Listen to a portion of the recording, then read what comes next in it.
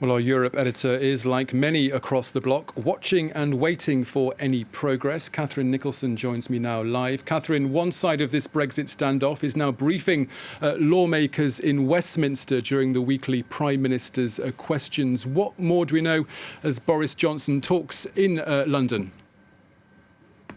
Well, for the moment, actually, Boris Johnson very much speaking about the coronavirus pandemic. There's great worry in the United Kingdom, as there is in many, all European countries, about what's going to happen next week over the Christmas holidays. There's pressure on him to increase restrictions around the Christmas day itself. There were meant to be 5 days of greater freedom for people in the United Kingdom, but there's quite a lot of pressure now from doctors, from medical journals, and of course from opposition Labour Party on Boris Johnson, considering the infection rates in the UK and the death rates, to tighten restrictions during Christmas. So not much space for Brexit amid those discussions so far. But as you said, some very positive noises, on the other hand, from Ursula von der Leyen, the President of the European Commission. So just to take you through a bit more of the detail on what she said.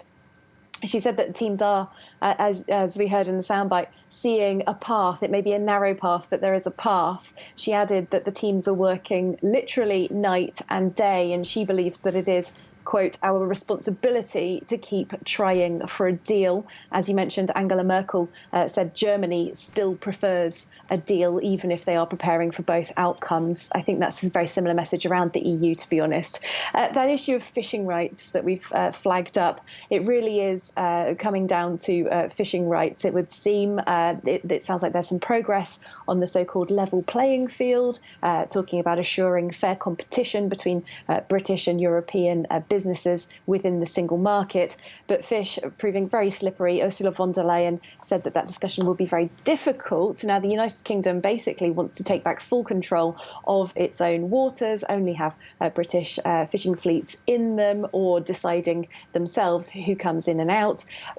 That's not acceptable to the European Union. And Ursula von der Leyen said, look, we're not questioning Britain's sovereignty over its own waters, but we do want some access. And she said we want predictability and stability, the ability for fishing fleets, say, in northern France, where there really are whole communities that depend on fishing in the English Channel, for example, the possibility for them to be able to see over, say, 5 or 10 years what their access to those waters are going to be, so that they can make investments, they can make business plans.